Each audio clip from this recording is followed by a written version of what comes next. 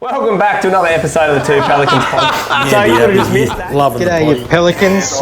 Here he was, he was sort of hung up on his Go door. and have a good time with her a bit later on.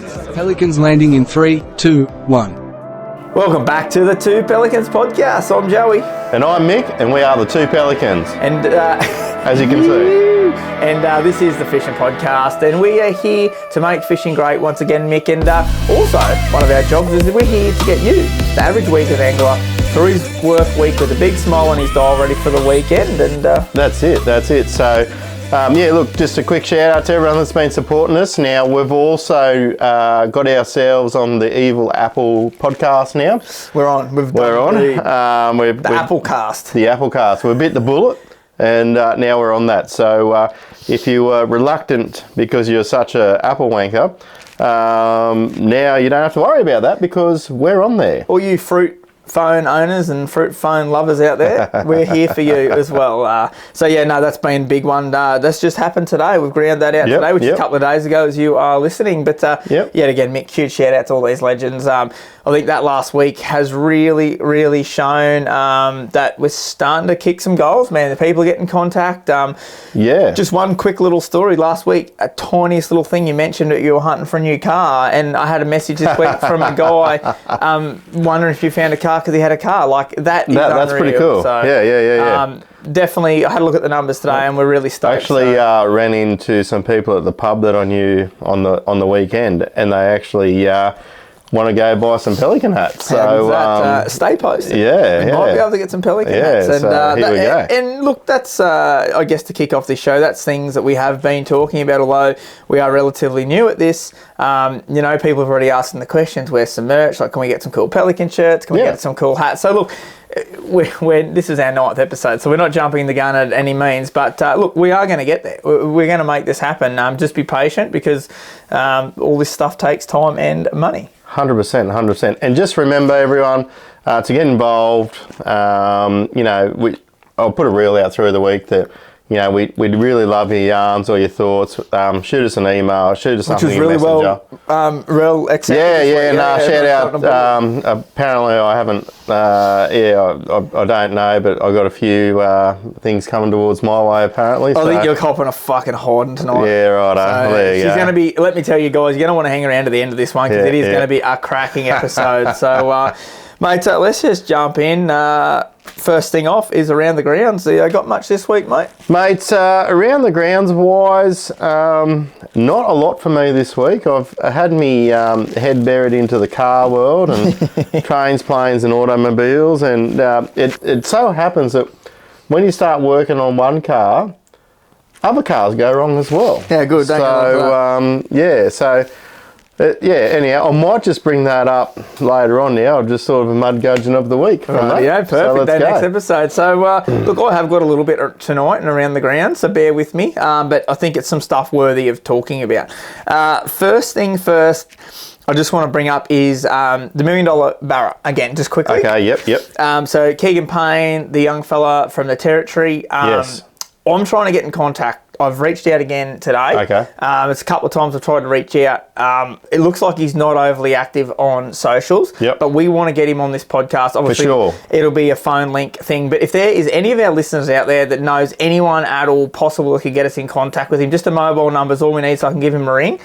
Huge shout out to you guys. That'd be really much appreciated. I reckon it's going to be a mad yarn. It would be a good yarn. And I think it'll be well accepted by the people because he's a people's champ. Mm-hmm. So, shout out to him. I have been trying to get in contact with him. I know we mentioned that in one of our early episodes. So, hang tight, guys. I'm trying to track him down. Now, last week, I did mention that Daiwa Bait Junkie, their models, I couldn't exactly... I wasn't sure if I could release... Well, today, Daiwa dropped their stuff. So I've got my little sample bags here. Yeah. Our Patreon. Oh, jeez. Don't knock over the rum. Just knocked over the 1.5 litre bottle of homebrew rum. Check out that bad boy. We're getting a run here in a minute. So this is my little doggy bag samples. So this is how they come when it's top secret. And white bags. Little white bags. So I'm just going to pull out a couple here. There's heaps of models, guys, but these are the ones that I had to play with. Mick one of those. So Yeah, this is right, I think it's the 4.5-inch wave minnow.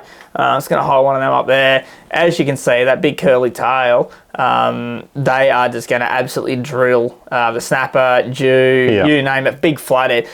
For people that aren't over on Patreon, just head over to the Daiwa website or Daiwa socials, you'll see them. Yeah, the super stretchy material. So it's really, like from what I'm seeing here, they've sort of just extended it. But this wave tail, they've had that in previous models as well, have they? Correct. I think I'm not familiar with the exact length. Bigger version. Yeah, it was like a 2.7 inch or something like that. Look, I'm one of these fishermen that just loves to throw and wind. And that's a lure that you can just throw and wind. Even for snapper, you know, like that, every time that moves in the current is doing something. So that was one I was really excited about from Daiwa. Now, the next one, which probably caused a bit of controversy in the world, but give you one of those, mate. So that's your new 5. I think it's a 5.2, 5.4 inch, the prawn there, if you can see that. Look, it isn't like others on the market, and I know everyone's just going to jump on, oh, they just matched the Holt prawn again, but little do they know that James actually is a Daiwa man, and was approached years ago before any of this stuff happened and said they're absolutely totally different. I sort of remember, like, just looking at these here now, away from the Holt thing, but I do remember, and I can't remember what it was, but it was a firmer plastic sort of prawn that was quite like this, but it actually, the line come from the bottom of it. And I just can't think of that model, but how it's been cut and that does look similar to that, but that was quite it was nearly a hard plastic. It wasn't a soft plastic. It's probably the best way to describe it. Are you not thinking like a Rio prawn or something like that? No, it wasn't a Rio prawn. It sort of went through the body of it, and the hook came out the back.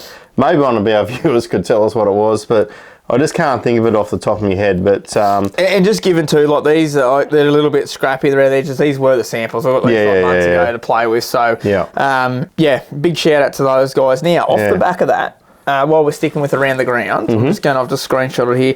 So this month, what are we running? I think it's a 5.5 inch wave minnow, I should say. And it's a 5 inch prawn. I buggered all that up. But on right now at your local stockist of your bait junkie product, whether that be soft plastics or jig heads, you got the 3-1. Buy 3, get 1 for free deal. Now, at $11.95 a pack, that is an absolutely cracking bargain. You're getting 4 packs for 35 whatever bucks. So really jump on that, especially with your jig heads. It's buy 3, get an extra pack absolutely free, you know. And that's really, really competitive. That is super competitive. And look, let's be honest, mate. You're going out for a flathead fish on the weekend, or you're going away, or even bass season. Like, bass season is literally 3 or 4 weeks ago. You're going to literally go through 20 packs of frogs this season. So go in now to your local stockist and get your 10 packs, and you're going to save a stack of money. So but I think it's worth mentioning that these things aren't going to fall apart after one bite. No, they are that super tough material. A little bit tight through the top there, but you can see the way you're pulling on that. That is quite thin there in that last joint, and that hasn't fallen apart. So look, it's just a quality product. The dudes down at Daiwa got their heads screwed on, and that's why you like working with good people, you know. That know what they're doing. So we're going to just stick on the Daiwa train there for a little bit. So after as a whole, we know that's coming up shortly. Now, the public day. Yes, always get a few questions about the public day, and I thought let's bring this up now while we're still a couple of weeks away. It is on the Saturday the 17th of August from 9 o'clock at the Gold Coast Convention Centre. May I make it clear, don't rock up with fistful of 50s thinking you're going to roll in and fucking buy stuff. It's an expo. It's to look. It's not to purchase. Only, it's for wholesalers that have been there the 3 previous days doing all their business. You get to come and have a look at the goodies. You can't buy. I think some stores may have like merchandise available, like hat stickers, etc., like that, and goodie bags, but you're not going to just roll in. It's simple as that. I'm actually going to be working for Daiwa on the public day.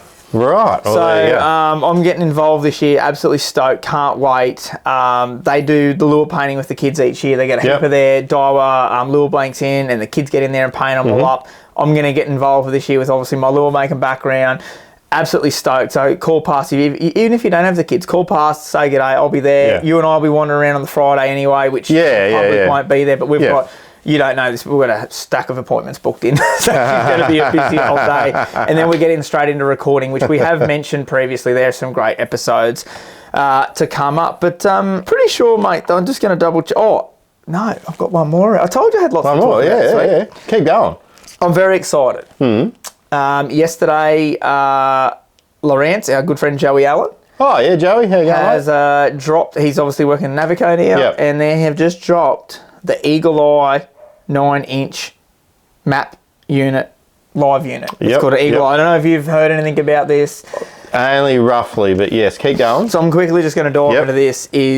This is going to be game changing. Mm. I'm already looking at the price going, holy. So it's a set Yes. 9-inch unit. Yeah. It has an all-in-one transducer, all in everything. So Yep. you've got your down scan, 2D scan, you've got live imaging down and Yep. live imaging forward. Yep. Now, Joey has said, look, don't buy it expecting you're going to have the full of the full quiller like of it. scout mode. Yeah, blah, blah. yeah, yeah. It's not that, but Yeah. it's $1,500 That's right. So retail. it's a real competitive. Once again, I think Australian retailers are listening to the cost of living at the moment. Yeah, and, for sure, mate. and probably in this case has made something that is looking after that particular market. I think you've sort of got to be in this market. And for me, like, I want to have a dabble in the live scope. Yeah. But I don't want a pole and I don't want all that. And I'd just chuck that on my electric motor. So yeah, really, really competitive. Shout out to those guys. I can't actually wait to see it, have a little play with it.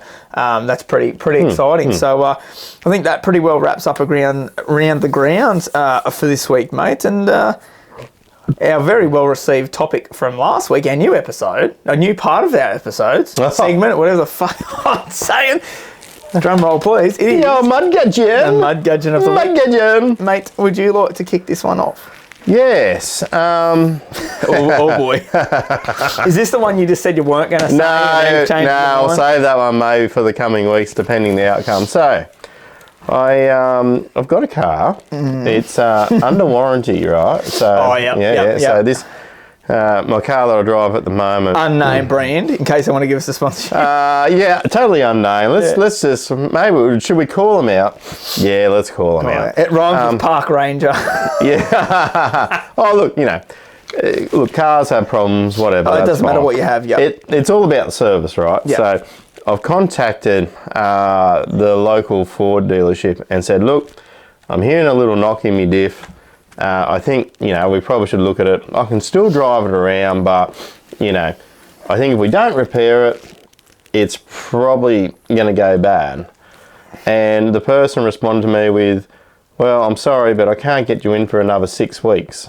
And to that, as many of our listeners would know, that, everyone needs a car to get around with. We could probably do with one car, but when you got kids and they play sport and we're running around doing podcasts and everything else. Just being mad dogs. Just being mad, cut and sick fully. We just, all I just wanted was to get the car in to get it fixed. But 6 weeks. And my comment was, well, what do we do with that? What happens if it shits itself in the meantime? That's right. And the response I got, it doesn't matter if it breaks down, you're covered under warranty. That's kind of a positive Mud Gudgeon of the week, though. Well, I don't know. Is it? Because Providing she's got that in writing. if I break down out the back of Bumfuck, Idaho, Yeah, good point. are Are they going to come rescue you for free? Probably not. yeah. Well, they will, but it's a pretty big inconvenience. And like I said, I was willing to take it down there. Look, old Rouse probably booked his car in that only does 5,000 kilometres a year and just likes to get it booked in. Push that dude back, for fuck's sake. I don't give a fuck about him. Sort out me noisy diff. I'm punching out fucking 20-something thousand fucking Ks a year. Yeah, sort And me car. old Ronnie from fucking, down there that's 75 that only Yabby's drives. probably got his mobility. Oh, skirt booked in. yeah. That'd be on full service. Yeah, fuck it out. Yeah. Anyway, that's fucking. Yeah, no, that's me. That's my thing for the week. Well, I've got one, and we actually have a caller has called in a Mud Gudgeon of the week as well, which is unreal to you, legends. Thanks heaps for getting involved, like we've mentioned. But look, my Mud Gudgeon of the week, just as the Alpha Bloke boys say, the calibre of the common cunt is so fucking low.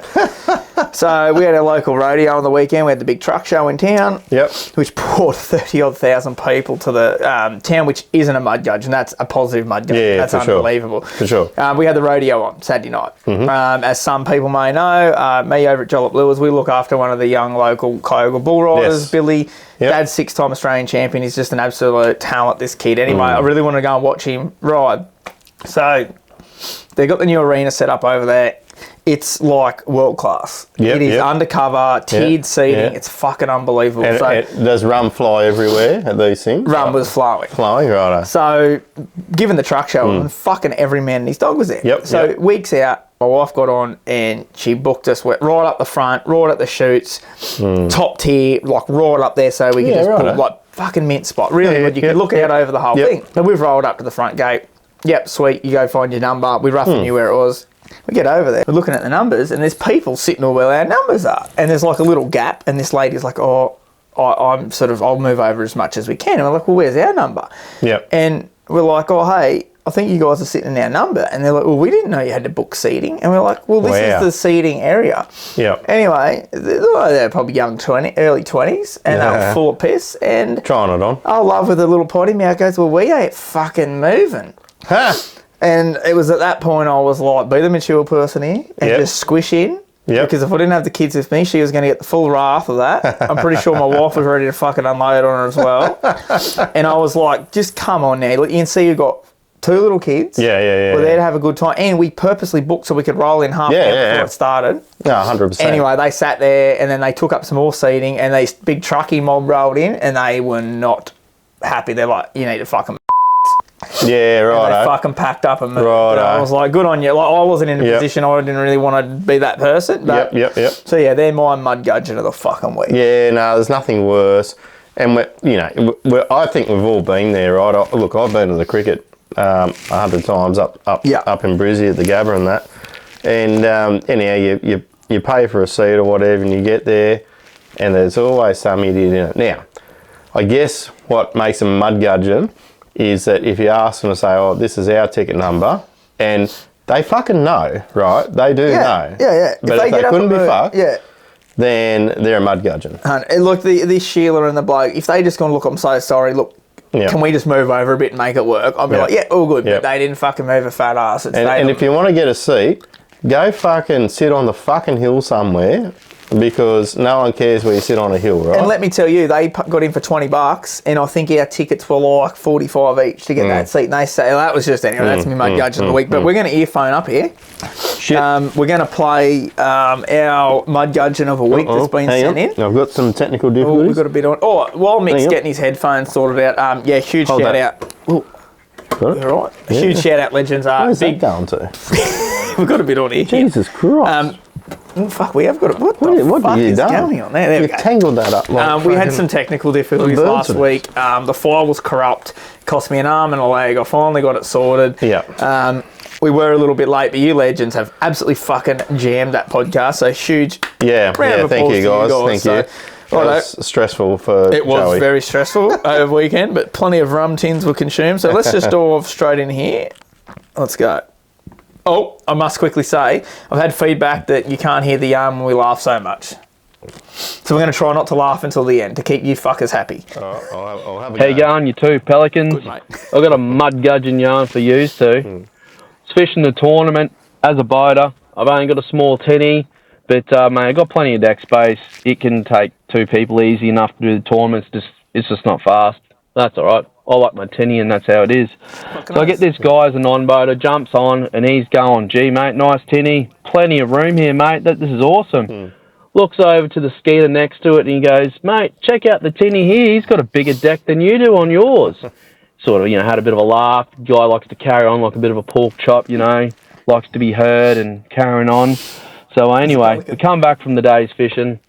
He jumps off the boat, and off he goes, grabs his stuff, he's off talking to his mates, and I'm on the bank just standing there, and I could just hear him corner of my ear banging on about how shit my boat was, how slow it was, didn't have a really great day, and all this, just too slow, I hope I never get that guy again.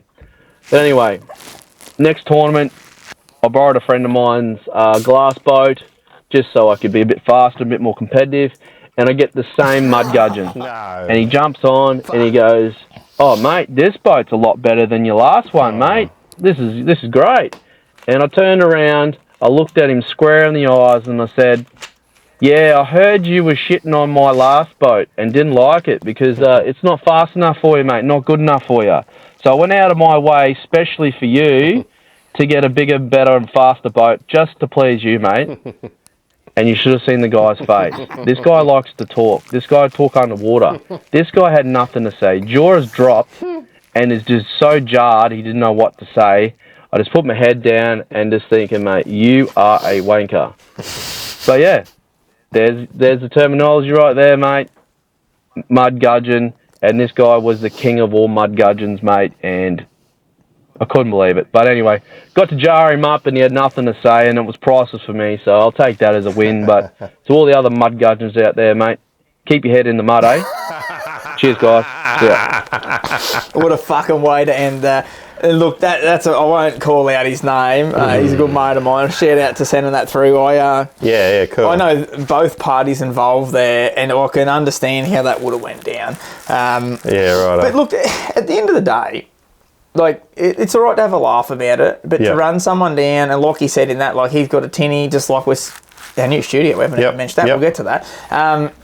Look, he's happy with that. Like, don't run him down, you know. And look, I'm you know, I think, you know, if you are a non-boater, you know, it's a bit like you never know what you're going to get, like the old box of chocolates. Yeah.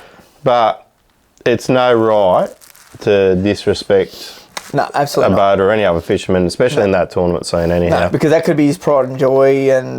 Yeah. But we've dribbled for way long enough. And well, I just want to say, but if that non-boater is not happy with that, well, how about they get their ass and boat?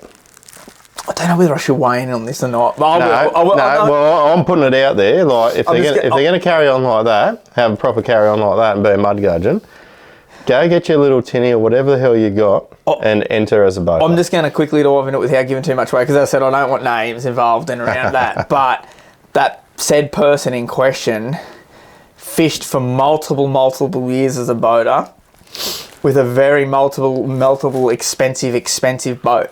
Really? Step back to a non-boater. So yeah, that kind of makes it even worse. Yeah, I'm not digging that. No, not at all. And you know, like I don't want to. Should I go there? It's up to you, mate. We have the two pelicans. But you know, like I'd just like to say, look, there's reasons. You know, there's a lot of people out there that non-boated for a long time. A lot of reasons could be father and son sort of doing it and that, which I understand, but not a massive fan of serial non-boaters. No, I think... Yeah, they might have their own circumstances, and let's face it, like boats are expensive and we've got all these other things to pay. Look, I'm okay with the serial non-boater, like for instance, like say Grayson.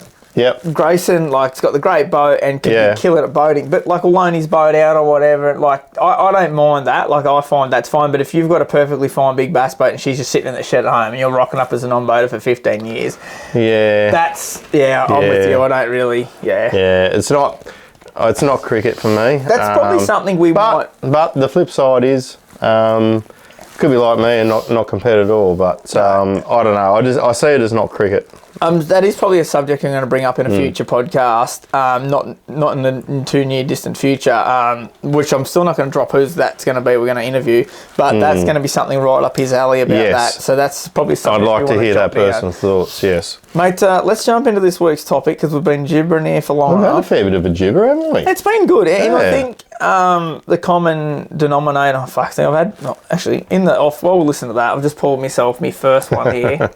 It's a caramel smooth spiced rum. If I can get that up here, it's fucking unreal. I think the general consensus there last week was people just enjoyed yarning, you know, and I think that's what we're definitely going to hit some hard topics still, but I think just bring yarning back. Just bring yarning back. And have a good time. Look, we'll cover a few things. Sometimes it will be serious, sometimes it won't be as serious, and we're pretty, you know, we don't really care about a lot, to be honest. No. But I think you know that's the idea, because we want to bring some of these things out into the spotlight. And you know, that probably rolls us perfectly into today's topic. Yeah, let's do it. Which you've just nailed it, is we are simple. We're two very average, very simple, below average at some times in some aspects, blokes.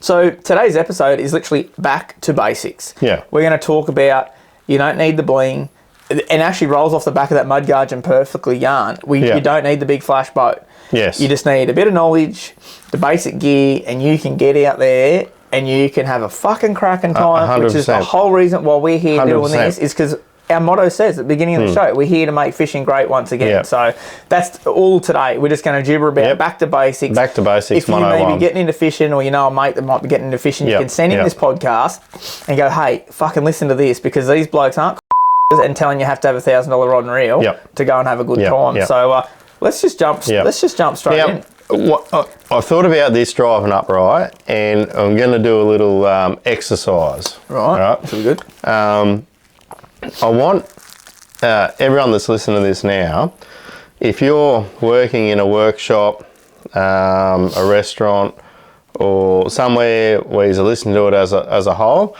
turn to your boss for 1 minute and just think about this, right? Because we're here to make fishing great again. And I want you just to think about when you're growing up, when you're a kid, how simple it was, because, you know, your old man, your uncle, your grandfather goes, here you go. For me, it wasn't a fishing rod, it was a hand line, right? Nice. So I started off with a hand line. But I want everyone to think about how good them times were. Yeah, right? and just even if you don't have a boss there, have a quick yarn to your work colleague there. Yep. Or when the show finished, about your first fish or what you did, because I think as fishermen, technology, everything evolves, we forget our roots. Yeah, that's right. And for me, I didn't remember those roots until I had kids. Once you have kids, your fishing level, you could be the fucking daylight to dawn fella. Yep. And not like just casting all day. Yeah. And once you have kids, you become the fucking professional line riggerer, the fucking Yeah. But that is the shit that they remember. That's the shit you remember, and that's the shit I remember as a kid. So no, that's fucking mate. Professional deckhand if you're in the boat or not in the boat. Yes, correct. Yeah. No, but while we're diving in, what was your first fish, and how old were you? Oh, geez, that's a really good question. I have to be honest with you, I can't really remember my first fish, but because I did get thrown in the boat at a pretty young age. For sure. But, you know, we did chase a lot of flathead. Like, I have memories of catching, you know, bream and flathead. Yep.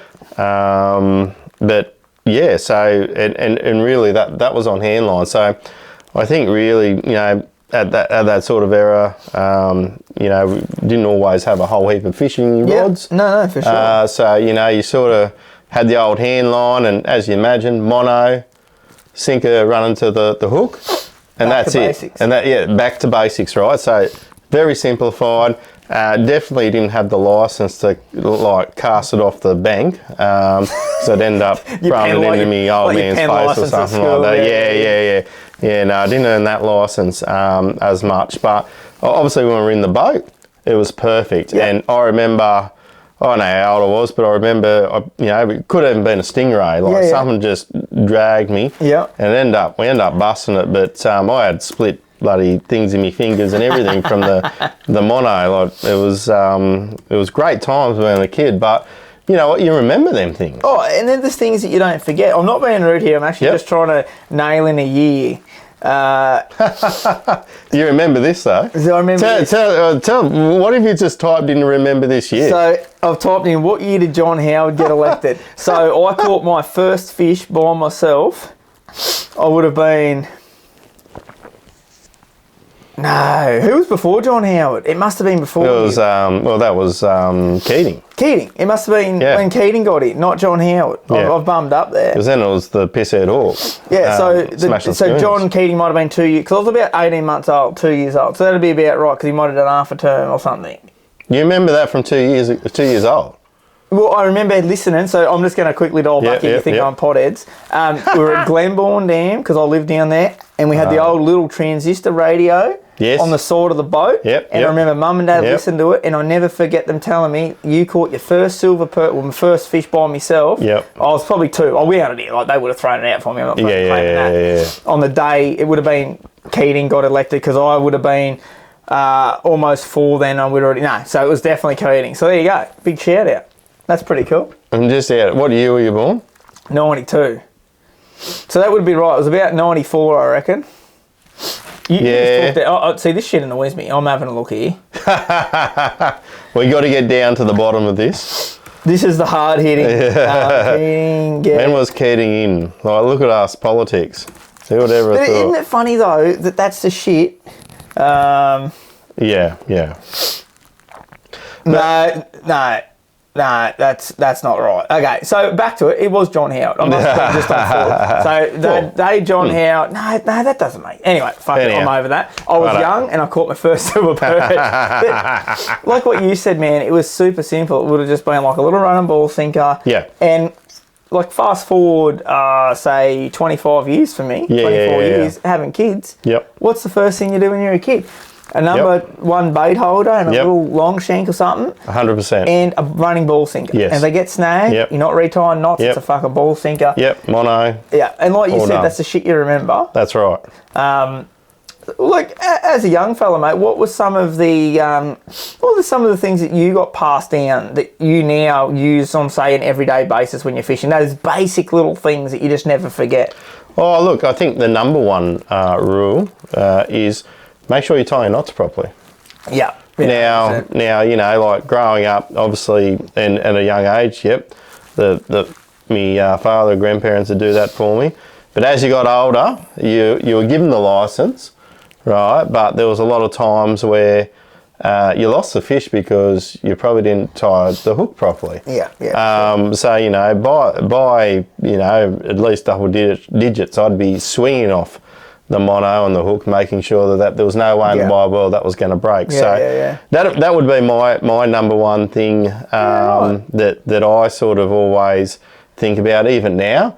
You know, and if we go to silly string through to the heavier stuff, that you know, we obviously know like what the pressure that them lines can take, and it's really just making sure that you know, because we have everything maxed out. No, for sure. Things are obviously, you know, with the reels and rods that we've got now, with the line, everything else, you can really dial things in to be, you know, pretty nearly on breaking point and working. So, that's a good one. Yeah. See, I was my old man. Anyone knows my old man? He's the biggest fucking perfectionist on this earth. Mine was like prawns. You can't put the fucking prawn on crooked. Yeah. Something I've always remembered, like, don't just put the prawn on crooked, the prawn's got to be straight, and a double half hitch around his tail. And that is something I have never forgotten. Yep, there you go. Simple. Like, what's that as a simple little thing, Simple, you know? Yep. No, that's really good. And, you know, I guess sort of going back through that mechanism of, you know, look, you go down and buy a pack of pilchards or tweed bait prawns or whatever. The other excitement for me was the bait gathering side. Yeah, for sure. So back in the day, we didn't use a lot of lures, like hardly, only if we were trialling for bass or casting at bass. Mm-hmm. But away from that, we pretty much tried to gather our bait. So we jig for herring, and mainly jig for herring. Yep. And we also pumped for yabbies. So we had the old yabby pump, and you know, every now and again we'd send a bit of float and dough out and get a few mullet. Talking about the yabby pump, how nostalgic's that when you're like sitting at a pub somewhere, or last year or early this year, I know it was last year, we were at Nambucca and we love going down there for holidays.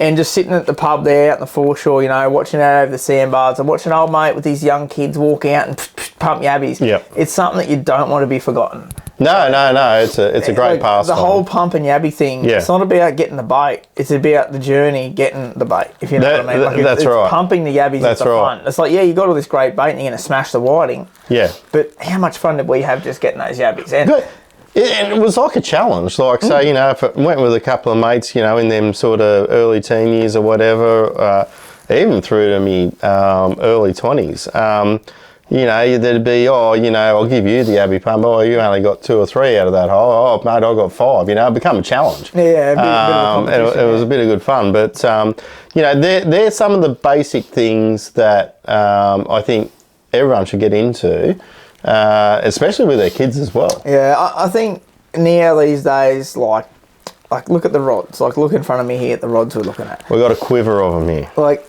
you never had that. Like, we never had that technology. Like, look at the boat we're even sitting in now for a tinny. Like, look at it, you know, like, look at the sounder there and the sounder there and the technology. Like, so, I mean, like, how refreshing is it? Just, you know what we're going to do on the weekend? We're going to go down to the jetty. Yeah. We're going to get $5 worth of hot chips, sit there and eat them. Might throw one into a brim, put one on the hook, or we'll throw out a prawn, unweighted prawn. Like, I think if we stop doing that as a community, it's just going to build to this thing where it's so out of reach for people to enter the sport because they're like, oh, like even now with LiveScope, I hate talking about that fucking word, but people look in at tournaments and go, oh, I don't have LiveScope, what's the point?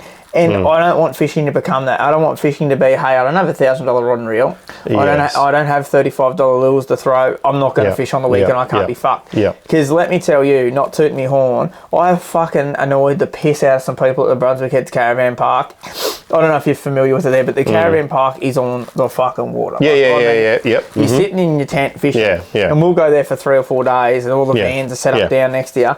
Mate, I will catch fucking 100 fish in the 3 days. No weight, 6 or 7 pound, 8 pound leader, tiny little hook and unweighted prawns, and you're cleaning up. And old mate's got his fucking sinker this big, his wire trace, a gang of hooks with a pilch, and I wonder why they're not catching anything. It's back to basics. Go basic, and you'll still smash the fish. You still have a good time. It does remind me of a yarn that, you know, a few years ago we went down and stayed at that, to that park there. It was when COVID was on, right? So you couldn't go across the border, but I know, you could meet in the border area or some shit like that.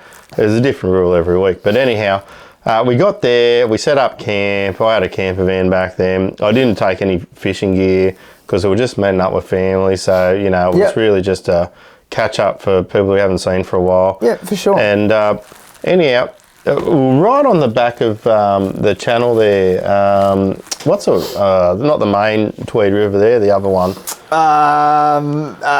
Terranora. Terranora, there was a little creek running off the Terranora where this caravan park runs along, and there was 2 boys there, and they had big prawns with a size 10 sinker with a swivel. And they're trying to knock the brim out, right? It's like, oh, look, there's some brim over there, boom. And anyhow, I watched them for 5 minutes. I let them go, and you know what? They're you know, like everyone's having a holiday, so mum and dad are probably like, take your fishing rods. Good luck, boys. Best of luck to you. But no, I took the time just to, and my wife will tell you this story that I said, come over here, boys, and like, oh, what are you doing? Oh, this and that. And I said, look. And they had a bit of a makeshift tackle box, which, you know, the boys would have been proud of that, you know, running up their first little tackle box. 100%. And I said, look, they had a hook on that you'd probably use for a jewfish. And I said, let's just pull this right back down to this little fella. Yeah, let's just get back to basics. And let's get rid of the lead. And I just actually went and I got some bread. Yeah. And I said, here you go, bread on hook, throw it out, catch it. I've got a mate that thinks that's how easy fishing is all the time. Shout out to Slew. Mr. Bumpy. Mr. Bumpy. But look, at the end of the day, they ended up with 4 brim after that. And look, and that's why we're doing this, is to educate. We want you to know, like you might, and the thing is, we don't want just fishermen to listen to this podcast. Even if you're the weekend, like we say, the average weekend angler that just gets his rods maybe 3-4 times and goes for a fish, you're the people that we want to listen to this. Yes. Because if you'd listen to this, your son wouldn't have had a size 10 sinker on, trying to knock the fucking brim out. He would have had a little P sinker on or no sinker catching fish, you know. And it's not a secret. I think the other funny thing is, like, you watch these like weekend guys that don't do it very often, and they go to the deepest fucking part of the river and put the fucking biggest sinker on. Yep. Normally, the fish are in the shallowest water and fucking right on the surface. Like, totally agree. But I think that's a reason why, like, you talk to people fishing, oh, I fucking hate fishing, I never catch anything. Or I get it all the time in the shop. with the lures, you're like, oh, fucking, there's no fish in the fucking river at the moment. It's fucking shit. And it's like, well, I went out the weekend and caught 35 fish, mate, and I wasn't really trying. Yeah. What were you doing? Oh, well, like you said, I had a fucking gang on with a fucking wire trace and a sinker this big. Well, it's not the river's fault. No. It's your techniques, you know, and it's fishing, for the best part, is fucking very simple. Yeah. If you keep it very, very basic, you're going to catch fish. Yeah. It's as simple as that. So, time on the water equals success too. So, look, obviously, if you've got families and 100 other things going on, you know, like getting down to the river every weekend or fortnight might not be the easiest things to do. However, I do guarantee this. If you could go every fortnight, you'll become a better angler. It'll just happen for you. So, not talking about tournaments here in any way, shape or form, but the best angler is the angler that fishes the most. Experience is built from time on the water, not from sitting at home watching YouTube. It's as simple as that. Yeah, that's right. And the day that you go out fishing, whether it's fucking jigging for kingfish 70 k's offshore or floating an unweighted prawn off a jetty, the day that you come home and say, I didn't learn anything today, is the day you need to retire, because you take up lawn bowls. You never stop learning. And when you think you've worked it out, like jewfish. I chase jewfish, that's not a secret. If you think you've got them worked out, and then you'll go for 12 trips and I'll catch a fish. But those 12 trips that I didn't catch a fish, I learnt more in those 12 trips than I did in the previous 5 trips where I caught a fish every time. So it's just, don't overcomplicate it. That's right. Is what I'm saying. Simplify it. Very simplistic. Yes. Fishing, I don't know about you, but I fish because I fucking love it and I enjoy it, and it's relaxing. For the best part. You have your moments of frustration. You have your moments of frustration, but that's why we do it, because we love it. And if you're not enjoying fishing, well, maybe it isn't the sport for you, or you're trying to you're trying to make it way too complicated. So just bring it back. Bring it back. And make it simple. That's right. What track are we going to go down now? I think. Well, I was just going to ask you, if I was to come into your family's tackle store, Casino Outdoor and Disposal, and ask, look, I've got young Walter here. Young Walter. Hang on, I'm picturing Walter, 12 years old, front 2 teeth missing, looks like Bugs Bunny kinda, but the reverse Bugs Bunny, and big red afro. Is that what we're digging? Big red afro, right, I will run with that. Walter. And I want to buy something for my son Walter. He loves fishing, but the parent necessarily doesn't. What do you say? So the number one thing I always see is a young kid comes in with his mum and dad, like you just said, the kid's keen as hell and watches YouTube, knows everything. And the parents know absolutely zero. Yes. The first thing that kid wants to do is go down, broom flathead, whatever. He instantly wants a bait caster. Yes. Every time without a fail. And you have to break that kid's heart, because if he buys that bait caster and goes down trying to throw a pea sinker for a flathead or a whiting, he's going to get the shits with it and he's never going to fish again. So that's where I bring him now and go, look, mate, what's your budget? And mum will be like, oh, we've got $100 to spend, you know. And these days, $100 gets you fuck all. I'll instantly grab a Daiwa D-Shot combo out. They're pre-rigged. They've got 12 pound mono on there. They're entry level, but they're not shit. And that's normally what I'll tell the parents. You've got your cheap coloured combos, as I call them, whatever brand it is. Look, they're great just for a throwaway, you're going on holidays. But for something decent, about $79 will get you out of trouble for a D-Shot combo. And it's something quality. It's a good product to composite. So if in 6 months' time he wants to enter that lure world, that's where I aim at him. So then I'll say, where are we going to fish it? And the first thing the young bloke will say, the end of the break wall. Without doubt. Every Max time. power. Max power. And the man of my own heart. And we're not here to fuck goats, we're going straight to the wall. Straight to the fucking end to catch a fucking Jew or a marlin. And I'll be like, look, mate, let's just tone it back a bit, you know? Like, let's come back to the jetty, you know? Like, where are you camping? Oh, we're camping on the sand flat, like in the caravan park and everything. Said, fuck, well, there's a great sand flat out the front. You got some great whiting and flathead, so we might dive down that path. Like, you know, O-ball, maybe a 1 ball. If he's a younger guy, might go a little bit bigger because it's easy for him to learn to cast. Yes, that's right. With the kids, I'll start with a trace. So swivel and a bit of 10-pound trace, that's all you need. Just so they haven't got that running sinker smashing the bait off when they're casting. When they do a big cast and it pulls up in a hurry, the sinker's not going to rip the bait off. I'm enjoying those hand movements there. Right?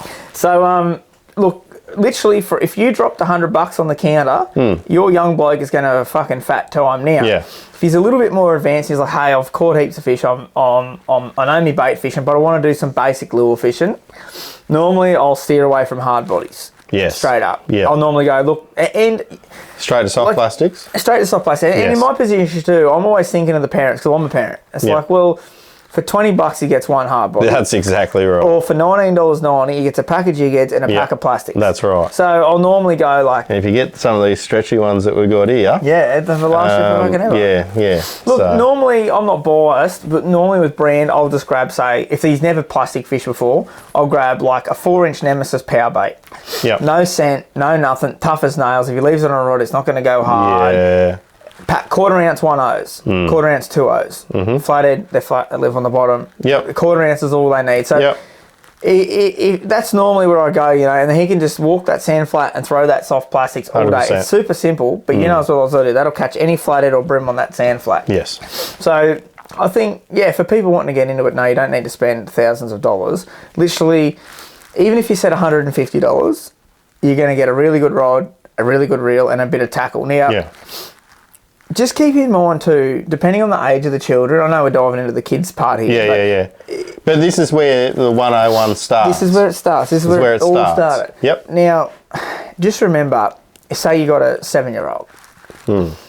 It doesn't matter whether you spend $100, $50, $1,000, $500 on a combo. If they go in the sand and the salt, they're going to fuck up just as quick as them all. Yep. So if you're like, hey, we're going to be doing a bit of sand flat fishing, we're camping out at the beach, Yeah. maybe this $39 combo, look, we might just try it for the holidays. Maybe just grab the $39 combo. Yeah. It's not great, but for your budget, then you might be able to afford a few more packs of prawns on the holidays and a bit extra tackle, you know. Yeah, so, yeah. So this is for the kid that wants to go fishing, but pretty much treats all his stuff like shit. Yeah, and that's it. Like, it depends how you've been brought up, I guess. Yeah. Like, my young bloke's got a bloody Daiwa Tierra over there and Atomic Arrows, like $300 combo, and that's his combo. But he's been brought up, he knows. Number one thing is if he needs to sit it down, he puts the handle down. If he has to lay it on the sand to get a fish, he lays the handle down so the handle sits the reel up. Yep. Just little simple things like... Simple things, obviously I'm a lure maker, we're dealing with lures in the house all the time. Yeah. The kids know, they want to pick up a lure, the first thing they do is pick up the bib. Daddy, I'm holding it by the bib. That's like, right. you bang that into their head from a young age, and the same thing, like the water, the reel doesn't go in the water. You'll never have a problem, but it depends how much the adults fish as well. Yeah, and I always had that with, especially me eldest now, but even when he was a young fella, I say you pick up that lure like that and it will bite you. It will fucking bite you. Yeah, 100%, mate. Yeah. So, you've got your tackle. You got your Got tackle. your rod and reel. Mum and dad are happy. Mum's got a fucking goon sack of wine. Dad's got his fucking 6-pack. He's got his camp chair. cans. If he's like me, he's got a bit of a beer belly. He's working on. He's fucking ready to roll and watch the young bloke catch a feed of fish for dinner. Where do you go? That's like, right. I think, like we just mentioned, the young bloke wants to go to the fucking end of the wall Yeah. Not here to fuck spiders. and punch out this 7-foot combo. Yep. You're going to catch the biggest jewfish in the world and just be like, ha ha. Yeah, and kill the social media world. Now, look, as boring as it may be, your 3 bread and butter species in the river to keep anyone occupied is your brim, whiting and flathead. Brim being the fucking easiest and dumbest to catch on bait. Yep. Flathead probably a second. And whiting, they're a little bit tricky. They can be a little bit finicky, and bait's very crucial with those guys. Yeah. But I think as boring as it may be, a little bit of a sand flat where there might be a little bit of a deeper little channel along the bank or something like Just that. an edge off the flat. An edge off a flat, like, yes, rock walls, fucking great for fishing, but the parents are going to fucking hate it because they're snagged every 2 100%. seconds. And old dad and his camp chairs down there fucking doing this, and then he snaps a rod, and then every... And if they're not into fishing, all Dad wanted to do was sit back and sink cans. So he's up doing that, right? Yeah. So sand flats, hands down, are the way to go. I think you can look usually within 5 or 10 minutes of arriving at a spot. You know whether you're going to catch any fish or not. Yeah. When I say a sand flat, you just don't want a 2-foot variable sand flat that's just the whole way across. Like Yes. there's nothing for them to sit in. Look for a little bit of darkness in the water. It could be a Yeah. little bit of a weed bed. Weed could be a patch, little bit yep. of a drop off. It could even be a little pile of rocks in the water. Yeah, but it just can be a don't- bit of rubble. Don't fucking Yeah. launch the bait straight into Yeah, it. yeah. Just remember, Be around it. fish normally sit in a section for a reason. If they're sitting in an open sand flat, it's because there's bait fish there. Now that is probably something that we should dive into back to basics. Yeah. Just while I top up me. Ooh. Yeah, so you brought up an interesting point there. So the point around bait fish and other movements in there, I guess, if you turned up and there was a 500 metre area flat, but you're seeing birds working in a particular area, then, that should draw someone's attention to probably go that way. Yeah, fish follow bait. Wherever the bait is, the fish are. It's That's absolutely as simple as that. Yeah, that's if there's no bait, unless there's some really nice structured older fish there, you probably often won't find fish, especially on an open sand flat. Yeah. And I think that sort of brings us into probably the next 101, and this away from after this comment, but I think this part's really crucial if you want success, and that is tide. Yeah. The old saying, no run, No fun. no fun. It's Yep. as simple as that. Yep. So, look, while fishing in the middle of a tide is very difficult, Yep. the middle normally isn't the best. No. An hour each side. So normally for your bread and butter species that we've just mentioned, the slack of the tides, normally when they don't want to feed, the food's not coming to them. They'll maybe just hunker up on a bit of an edge or a bit of structure and wait for that tide to bring the food to them. Yeah.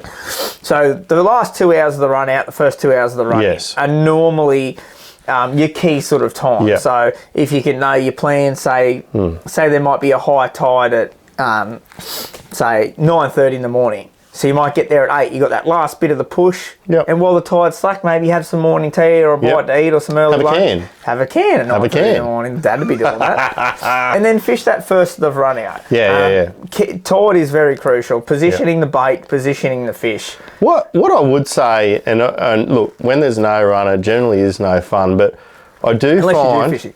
Yeah, well, that's right. Jew are one of them. they're But I do find once that tide the back of it slows out of it a bit, Yep. some fish will generally like to move around or move to another spot in that feeding process other than boring themselves out against a hard tide. Yeah, definitely. An eddy, like a little bit of a back eddy or something. Like when that tide does start, like you said, to push pretty hard, they're not dumb. They're not going to sit and work extra hard. That's right. So yeah, it's just about being smart and time on the water. You got to learn these things over time. Time on the water. And as a parent, it's almost our job to know how to fish, even if you're not a fisherman. Yeah. You need to know how to fish. Yep. Because everyone doesn't want two mums. No, that's right. Exactly right. And look, I'll have to be honest with you, and I've seen it over the years, is that, look, there's a lot of mothers out there or single mothers that do take their 100%. children fishing. So shout out to them. So My mum, she took me to every single tournament until I could drive. There you go. 100%. Look, yeah, that could be on Patreon, that last little comment, I've got a feeling. But look, you don't have to be the world's best fisherman. Just learn the basics. How to tie a hook and sinker on for your young bloke, like maybe, the young bloke wants to go at lunchtime, but it's a bit shitty. Hey mate, maybe we have some lunch and we might go at 3 o'clock, 100%. Little things like that. And when you have kids, it changes the way, I reckon it makes you a better fisherman. of course it does. You have a limited amount of time, You got to pick your moment, haven't you? So when we go on the boat, it's an hour drive to the beach. Yep. I know I've got 2 hours. I've got 2 good hours, and then we're off the water, we're home. Have lunch on the way. So we normally leave here about 7:30, down there by 8:30, on the fishing by 9 o'clock, fish till 11 o'clock, come home. Yep. So in that 2 hours, do another beer. You putting any Coke in that? Not really. A little bit. Wow. I like it. We're getting on it, yeah? Yeah, right, okay. I got told I was nice and chatty last week. Oh, did you? Yeah, so I'm right. trying to fucking Just spirit ramp it yourself up a bit, right? I like it. I pre-primed with cans this afternoon. What were we talking about? I don't know. Being a good parent and letting your kids fish. I fucking lost my Fuck train if of I thought. know. Look, away from the time. I don't. I know I've got it. Righto. So limited time. I know we've got an hour drive, we get there, we've got 2 hours. So when I get on that water, I'm not going to go, oh, I wonder if there's fish over there today. I'm going to go to the spot where I know that my kids are going to have an instant chance of catching a fish. Yeah. So we might pull it up a little rock bar or a bit of a sand in the boat, catch a few bream, everyone's happy. And then they're like, oh, we're going to pack up our rods now. Then mum and dad can have a bit of fun. Yeah, that's right. We can go up to the big rock bar that's gnarly and, you know, you got to throw your lure or whatever up onto it, you know. The priority is your kids. Once they've caught a couple, like my young bloke initially, he'd come in a bass tournament, he'd sit there and press every button on that sounder. I'd have 75 man overboard marks. Yeah. But look, at the end of the day, it does not matter what you catch, how big it is. The priority is that they have fun. Yeah. So then that they can tell their kids about their memories, and then their kids have fun. And then that's right. We've made fishing great. That is the objective, right? Because that little exercise that I mentioned before, I think that was some of the greatest times that I had growing up. Yeah, 100%. And remembering fishing, right? Look, we dive back into that. We'll dive back into that just quickly. I just remembered one there, and this is actually quite funny. I actually taught my dad how to fish with soft plastics. Yeah. So yes, this is probably, I'm going to say this is very early 2000s. I'm going to say maybe like 2003. Yep. 2004, maybe something like that. We're going up to Toonabar Dam for the afternoon. The dam had just risen, and we're just going off a bank bash. No boat, just going to drive up, fish off because it's only just up the back here. Yep. Sweet. And I was digging through the shed, getting ready. Had me a little spin rod ready, and I said, I'm only probably 12, maybe something like, no, probably 10 or 12. And I saw this packet of soft plastics. Now this yarn, just bear with me because this is fucking a pretty cool story. Yeah. There's a packet of yellow with an orange tail cider grubs, right? Yep, yellow cider grub. And I said to Dad, he had one packet of soft plastics. It was the only packet he had. And this is prior to sort of Morgo really nailing that soft plastic thing in Australia. Probably about that same era, but that was really fresh. Yeah. And Dad's like, fucking them fucking stupid things. They don't fucking work. Yep. I said, well, I did hear that I'm too. going to fucking take them. Yep. So I fucking grabbed them, I found some jig heads, and I fucking off. They were coloured jig heads. They were like the old... Yeah, the old red, yellow or pink or whatever. Yep. So off we went. So they went in the bag, threw like stump jumpers with the go-to, the old surges back in the day. Fish, nothing. I was like, fuck, I'm going to put this fucking plastic thing on. Now, this is probably June or July. We didn't realise that the bass schooled at the dam wall. Yeah. That's where we're fishing, near the exclusion zone.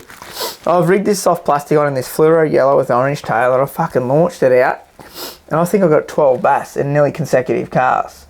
Wow. And Dad's like, give me one of them fucking things. And that was literally it for soft plastics. That's how it started. Now, skip forward, say, another 5 or 6 years, say. Yep. Dam rose. We're in the boat at that point, right up the back of the dam, and this same soft plastic, we fucking nailed them. It's something to do with that colour there. We fucking nailed them.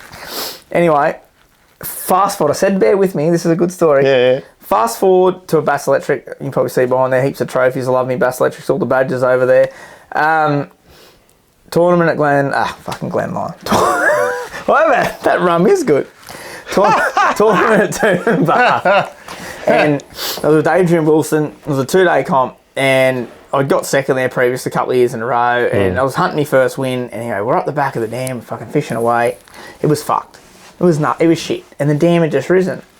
And I'm thinking, back then, you can vouch how much tackle I used to carry. Versus boxes fucking full. Like, I'd take everything. You actually look like you were about packing to go to fucking Dubai for fucking a month. Literally. Yeah. I fucking carried, but in this instance, it won me a tournament. And I'm sitting there to Adrian Wilson, shout out to you, and we're fishing away, and I'm, hey, last time the dam was like this, when I was fucking like 14 or 15, when we were in that boat that day, I was like, I tied that slider grub on in this exact spot, and I fucking pants them. So you wouldn't believe it. I went through my tackle box, and I found one. Wow. And I won the fucking tournament on that lure in that spot. Now, tell me, that's not back to basics. All them years. That is back to basics. All them years that my dad said, nah, that's fucked. You're not going to catch it. And then I tied it on. I did me thing. Like that. That is what it's about, and that proves you time on the water teaches you things. If I'd not gone them 2 times, I'd never have learnt that, and I would probably never have won that tournament. Yeah. No, look, I think that's really important to remember and reflect. And look, some people I know used to write all their fishing trips in a book, but it's good to be able to recall on them early experiences to rely on back in later on in life. My dad actually does that still to this day with hunting. Yes. Yeah, no, there's a lot of people that still do that. 20 shot this wild dog at 372.6 yards with a 65 and it's interesting because we have that data to look back on, in further generations. That's right, 100%. Mate, anything else you want to dive into? Oh, look, I think finally just going with the 101 and look, not trying to make it too technical and keeping it basic. But what would you say to the viewers out there that sort of, it could be Fred and Irk, he might be on shift work and his time's pressed. Is there a particular moon phase that you would sort of try and approach, if you were sort of going at night time? Or if you had to put the kids to bed and then you could go fishing? Yeah. Look, I'm probably am the right person to ask that because as well as I do a lot of night fishing for that exact reason. Like, I haven't fished as much in recent years, but that has a lot to do with my job, making lures, more so than anything else. But look, exactly, like your kids are going to bed, you got wife's in bed, you're like, hey, got a couple of hours to kill tonight, what do I do? It depends what you want to fish for. Yeah. Normally, if you pick a moon, you get big tides. Big tide's good, more movement. If you want to, I'm just going to say bait fishing for bream. Yeah. Because that is just so simple. Like, it is something that is so overlooked. So I've got my Alvy rod up there. It's something I love to do the most. Like, just unweighted baits off the rocks. Yes. It is absolutely unbelievable fun. Like, I did it a few weeks ago when I caught up with you, and you bag out and, it's a good day. So I'd either go two or three nights before or 2 or 3 nights after a moon. Whether it's a full or a new, doesn't really matter. You don't want to go on that moon. No. Often the fish will just gorge themselves on natural baits, and they just get real funny. They'll feed at funny times. Yeah. That pressure 2 or 3 days before the moon. How I always seen it, you might have to put in the technical lingo for me, but I always sort of thought around that 3 days prior was the biggest jump of gravity pull in that 24-hour time. Yeah, it's to do with the tides. Yeah, you're right. Like. Yeah. Obviously, you get your biggest tide on the moon. That's right, but it's the biggest jump in that time frame. And normally, the bait fish will coincide with your moon. So your prawns will run on a... Don't quote me on this because I'm not a prawning expert. Fucking rookies probably yell at me here. Yep. I think it's a new moon, which we're like practically on right now. 3 days before the new moon, I think the prawns will run. So that has a lot to do with the prawns running. They push up. The fish will run. Yep. So... Look, I swear by with my Jew fishing 3 days each side. Yep. That doesn't mean 6 days of fishing. That means on the third day before and the third day after. Yes. Not 6 periods. Like, I won't fish on a full moon. If it's a full moon, actually, I'll never fish on a full moon, like, religiously. And then a couple of years ago, I got to the boat ramp this one morning. I was filming a YouTube video. I was bass fishing. I look up and I'm like, fuck, that's a big moon. Googled it. It's fucking full moon. And I was like, well, this is going to be fuck. Went out and had one of the best topwater sessions. So don't let it dishearten you.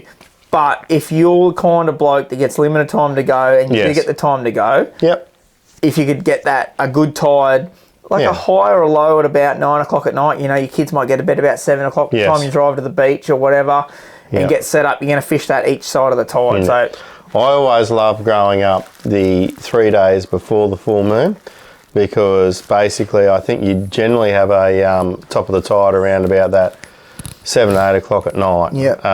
And so, you could fish through, top of the tide, probably just soak the bait, then start to fish the run out, and then, you'd be home by 11 o'clock at night. And always had that success around that time.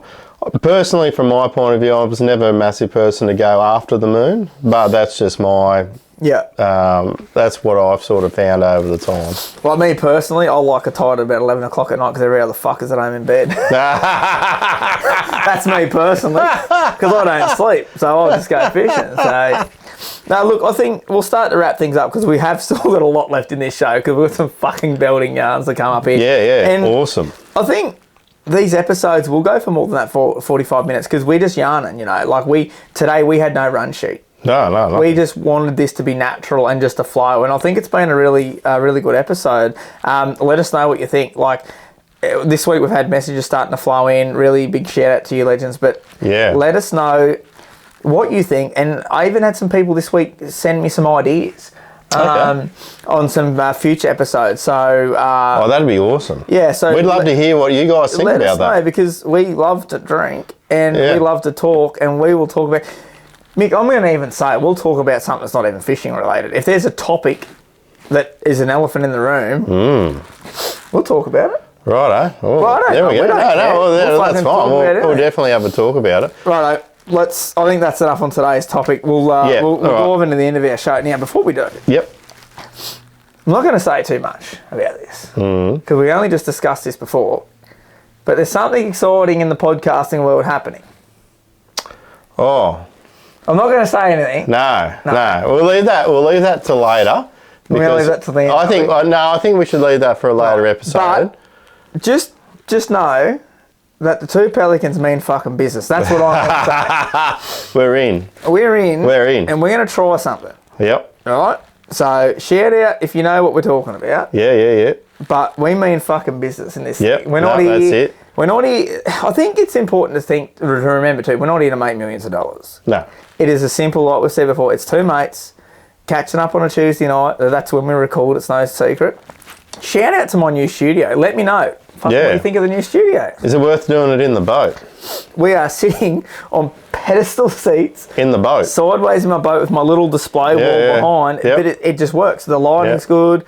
And I can leave it set up through the week because I'm not using the boat all the time. Yeah. This could be This could be the new studio. This is it. This Little is to good. Mick's liking, he has to drive up here all the time. Oh, look, more the point, I think I'm going to get a more ergonomic seat.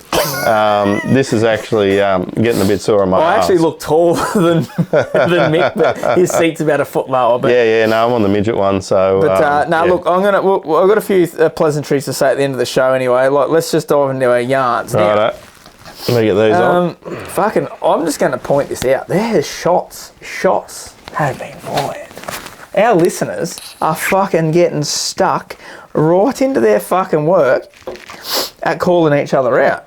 Oh. Are we ready for this? Oh. Now, I'm just going to shout out to our viewers. They can't see what we're looking at here. The title of this says, Yamba Yabby... Hang on, I've lost it. It's something along the lines of Yamba Yabby is a flog. Hang on.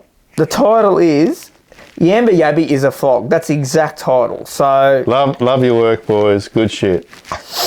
and fuck you, Corbs.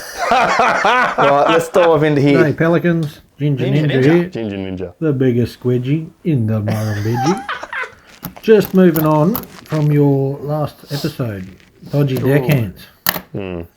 Surely you blokes have encountered a brain-dead boater in your day. Got a couple of yarns about none other than the Yabby Yabby himself. Well, back in the day, the Yabby scrounged up enough money to buy his first boat. She was a 12-foot wooden punt. Old clapped out 9.9 Johnson, I think it was on it. Old Johnson. Thought it was the greatest thing ever. Anyway, he decided to take it out one night in the Clarence. Him and a mate, pitch black, fanging down the Clarence, full noise. Upper. Off to chase some mullet or garfish or fucking yowies, who knows what they were doing. Anyway, full noise. Old deckhand Robbo just had enough time to peel the torch around just as Yabby Yabby mounted Cars Island Peninsula. The whole boat's gone about 10 metres up into the bloody bank. Arms, legs, fucking tackle boxes, shit flying everywhere. Don't know how they survived, but they did. The tears of yours. Anyway, move forward about 20 years. Yabby has a win on the punt. Yeah, he thought he'd upgrade to his boat. Yeah, he got himself a nice little tinny, little 50 horsepower on the back of it. Time to go for a maiden voyage. Come on, kids, we're going. Beautiful day outside, let's hit her. So he's zooting around bloody Yamba. This is alright. Decides to open it up. Full noise again. Here we go. What can go wrong? The Yabby has hit the biggest sandbar you've ever seen. His daughter has gone flying into the casting deck, split her head open, plowed everywhere. I think he's still in the doghouse. Fair dinkum. One of the Yabby's finest. On the back of that, sure you blokes know some brain-dead boaters around here. Just shake your head. How the They must have cheated on the test. Anyway, have a good one, boys. See you, Brushy. Ginger out. You. Did you hear that?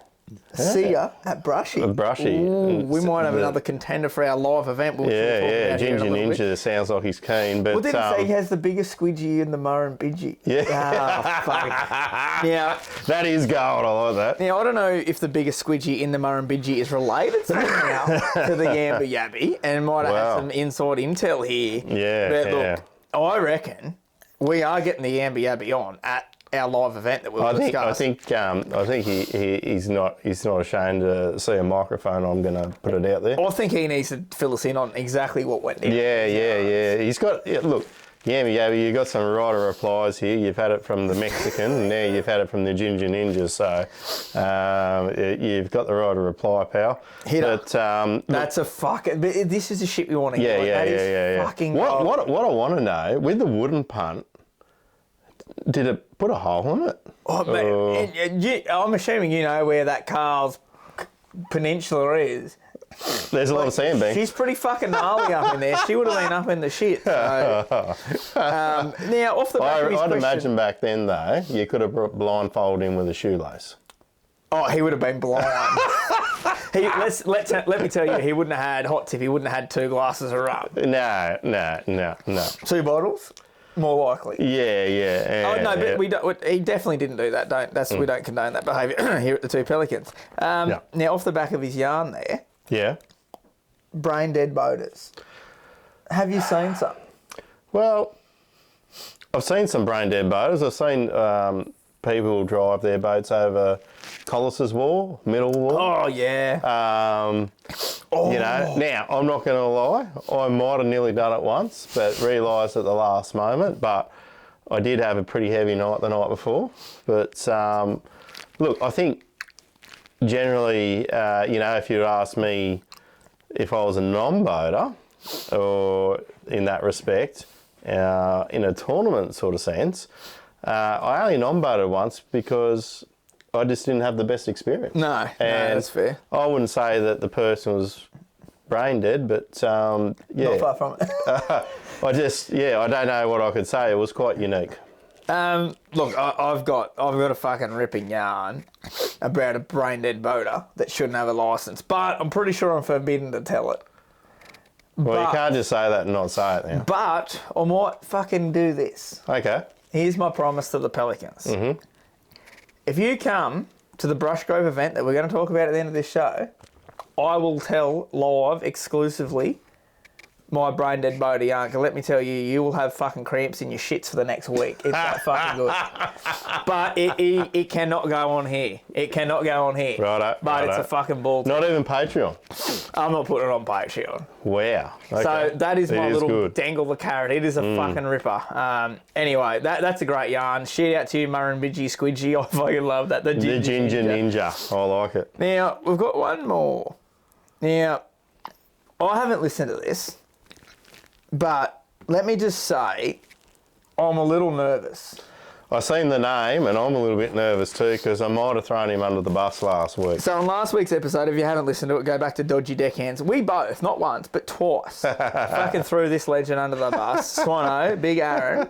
And he's personally text messaged me this yarn this week and I sent it straight to the Pelicans emails. Let me tell you, I think shots are about to get fucking fired from the fucking 308. Let's fucking listen to this. Here we go. Chapow. Lads, the Dodgy Decky here, just calling in with a little writer of reply for someone who may have been unfairly targeted on episode 8 in regards to being a piss poor Decky. It seems the Black Rats have destroyed the pair of your memories, so I'll give you a little refresher on some of the actual events that may have happened. P1, the Bass Comp, said Decky was only told to supply beer and big bass. I do remember you that night being well and truly hydrated and the next day winning your first and only ever Bass Comp. He delivered. Also on that, massive shout out to Rick Goff for lending us some allspice and oil for the yam chips. P2, the Sashimi Yellowbelly trip. Yep. Not 100% sure of the exact qualifications to be a Decky, but I did supply the car and boat, so that's probably not me. And you were taken to the pub where I was going to provide you with a lovely steak dinner. But after being there for 5 minutes, you were kicked out for being a dead set pest. So that one's on you. Anyway, legends, loving your work. Sashimi yellow belly for life. Dodgy Decky out. Yeah. Now I'm just gonna call this right now. That's in running. I'll get rid of these now. Yeah. That is in the running for the yarn of the year. That was good. That was good. Let me tell you, that was the quality of that yarn, the preciseness as that was delivered. That was a fucking belt. So now I'll give you the first right to block because I'm ready to go because that at the cop a fucking pizzle. Because he forgot some minor details about that, which will be over on Patreon. But you go first, Michael. Yeah, well, look, you know, at the end of the day, once again, my boat, my car, he could have just supplied the beer and the food. And I don't remember him saying, oh, I'll supply the beer, you supply the food. So I don't know who's got the shorter memory there. But look, I just want to have a bit of a shout out for people that don't know. I actually lived next door to Aaron for many a time, and some of my great good memories, especially in casino, was from them blokes. Likewise. The boys did some pretty mad shit, and we got up to a lot of mischief. But so the word on the street is that the big unit is going to be at Brushy for our event. Oh, righto. So we're going to have a segment there, which we'll talk about a bit, where people can get on and yarn. And let me tell you, there's not many blokes that have the yarns that fella has. No, he's seen a bit. He has seen a bit, but them two have seen a bit. When blokes say they know some wild blokes, let me tell you, and I know Aaron's dad very, very well, talking to him on a weekly basis, and he's a fucking gentleman of a bloke. Yep. And as a family, you wouldn't find a better family, but you probably wouldn't find as... I was just about to say, so between the three brothers, their parents are lovely people, and but the whole three of them are bloody rat bags. The whole three of them. Well, we could probably throw us in the mix there too. The five of us on a weekend away. They led me astray when I was growing up. So right, my rite of passage. Yeah, rite of passage. Go. Just a shout out to Patreon because our Spotify viewers are just going to lose us here for a minute because this isn't suitable for Spotify. This is going on to Patreon. Right. Yep. Welcome to our Patreon viewers. Rite of passage. How he said that I got to the pub and I kicked on a stink. I actually remember exactly what happened. I was 17 years of age, no ID. We rolls into the pub and I didn't know what to do. And he orders me a beer and we sit up at the bar and I start sipping me beer as you do. Yep. And the bar lady proceeds to say, mate, where's your ID? And Aaron gives her the fucking biggest tune up. What do you mean? Asking him for ID. He's left it at home. I'm his dad. And he starts tuning the fuck up. You fucking lying little dirtbag. And then she said to us, well, you've already ordered food. Get in the fucking footpath. Once you eat, you're out. And that is exactly what went down. So thank you, Mr. Aaron. You're a lying little bugger. So welcome back to our Spotify viewers. Look, if you... that was not suitable for the common ear, unfortunately, because someone would get the shits with what was just said. I think anyone that wants to hear that, jump over to Patreon there. And it's worthy of it. Like we've always said, it's less than a packet of plastics, jig heads. Just get amongst it. Mate, I think we're going to round the show off because this is probably one of our longest episodes. Yeah. Fuck a ball. It's flowed tonight. It's been a cracking yarn. Every episode until it happens, I'm going to pump the fuck out of this thing at Brushgrove. Yeah, right. Yep. I don't give a fuck. We haven't locked in a date, but we're going to pump it up. If you haven't heard, for our Brushy doesn't. No, Brushy. Cocky probably doesn't really know, but we're just all going to turn up. So for our 20th episode, we're going to let you know a date later in the year. Yeah. We're going to get there. We're going to film an ep ourselves, and then we are going to say a time that we're going to start filming our ep 20 or 21. It'll be around that time. Yep. If it's not 20, it doesn't matter. We're still going to have a piss up and get on the piss with you legends. Yep. So the whole setup's going to be a full yarning episode. Yeah, 100%. We'll start at say 2:30, 3 o'clock, whatever, but we'll let you know that. Yeah. And it's literally going to be us starting to yarn, and we're going to have like a little queue. Yeah. It might be like a little table to the side, and everyone just lines up with a beer having a yarn. Yep. And then we'll call you on, and you come in, tell us who you are. Oh, I reckon we can do one better. I think we break the mics into the yarns. Yeah, but see, that's easy for you to say, but the logistics behind that's a fucking Yeah, nightmare. no, it's all right. We might see if we can get a little midget to carry the camera gear around or something. We might come to you. So you might set up in the beer garden, we'll do our potty, and then we might for an hour come out and yarn to you. Or you come to us. We haven't figured that out yet. But anyway, either way, we'll figure it out. It's going to be yarns. Now, if you come to this night, not only are you going to have a cracking night, we're going to have some prizes. We're going to have the yarn of the night. If there's a heap of you there, we'll have a couple of yarns. Now, I know you're thinking I don't want another dodgy jollop lure. It's going to be a voucher because the legends at the Brushgrove Hotel have looked after us so much. So we're not going to give you cash. We're going to tell Clarky at the bar, you've got $50 on the bar. With his Clarky still doesn't know about this, but this is good. Keep going. This is great. He'll know this. We're going to give him money and we'll go, hey, this fella here, put him on a $50 tab on us for the night, $100 tab. If it's that good, we might go crazy. You just never know. But it's not going to be for nothing for the night. I think we'll have to get straight to work in the engines room to make some money. Exactly. Straight in the engine room. Once the night's finished, we might even end up at the old Lawrence Tavern if they'll ever have us back again. You just never know where the night might take us. But look, I think that rolls us perfectly into, look, from the bottom of my heart, I deeply am grateful for each and every person that's getting behind us. I looked at the stats today and it actually fucking blew me away. Look, I'm not tooting our horn here on any means whatsoever, but what it told me, there's been 6,500 of you weapons on our Spotify channel this month. Amazing. That's amazing. 6,500 of you weapons. That's amazing. That blew me away. So, that's amazing. Shout out to you guys. And the thing for me too is I've gone and I've been in a coffee shop and asked, are you a Pelican, to... Oh, we seen the Pelican hats the other day and we've gone out to order some, to just people sending me messages saying, thanks, man. This is what we've been looking for. Yeah, so that's pretty cool, man. And for us, we're not like trying to quit our jobs. We're not trying to do it. The pure and simple fact of this is we saw a hole in the market and we saw that fishing was becoming a thing that was out of reach for most people. It was becoming this thing that wasn't fun anymore.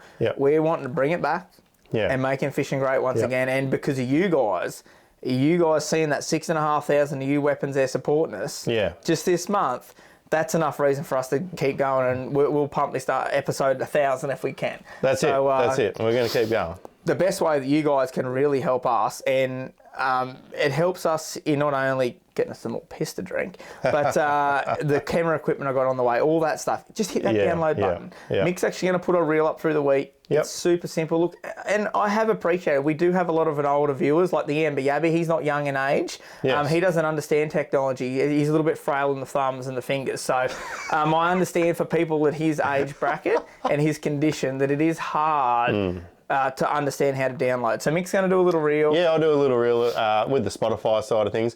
We've just hooked onto Apple as well. As we spoke, we had a bit of feedback around, where is it on Apple? It's there now. Two Pelicans, a podcast, obviously. Number 2. Just remember that. So I did have someone message me today saying, we're looking it up, but I think they were using the word 2. It's so the number 2 Pelicans podcast at gmail.com. And the same over on our Patreon. Don't forget our Patreon. I'm still trying to lock in our giveaways, but the Patreon's unreal. I had people saying to me, we don't even care about the extra content on Patreon. We just want to watch it. Yeah, cool. We don't actually want to listen. I can't believe someone wants to look at our ugly fucking mugs. They want to watch me do this. Yeah, little fucking dick danglers on our heads. They want to watch me pour another really stiff drink here in a minute. But no, look, we really do appreciate it. It's been, to say overwhelming, to say the least. Yeah, and it definitely wasn't what I was expecting. The support and... just the messages, the comments, the engagement that we've had, like from the car, like just hilarious. So, and guys, I think for you, we don't care really if you don't subscribe to Patreon. I don't give a fuck about that. Yeah. But all you need to do is tell your mate to like us on Facebook. That's as simple as it, and hit download. Downloading costs you nothing. And the appreciation from me and Mick is second to none. So, look, we're going to wrap this episode up. Yeah, let's wrap this up. But just quickly before we do, after, I am going to hype the shit out of this also, because let me tell you, probably episode, what's today, Mick? 9. So episode 11, 12 and 13. They are going to be of some quality. And we're actually recording these episodes at the casino. Yes. So let me tell you, there is the opportunity for some live casino yarns, because the whole of the fishing industry is in that casino after the awards dinner. There'll on be the some piss, live action. There's going to be some live yarns recorded off our iPhones, played on future shows. Yeah. So we probably won't be able to record into the casino because they'll probably think we're cheating. nah, we can do anything in the sports bar. Oh, in the sports bar's fair game, but yeah, I just realised yeah. I'm nursing this bottle of rum like a little baby. Yeah, Anyway, yeah, it's my third child. we're dribbling. Let's All wrap right. this up. Hooroo. Hooroo, guys, yet again, don't forget all the socials. We really appreciate it. I'm Joey. Hi, Mick. We are the Two Pelicans. Catch us next week.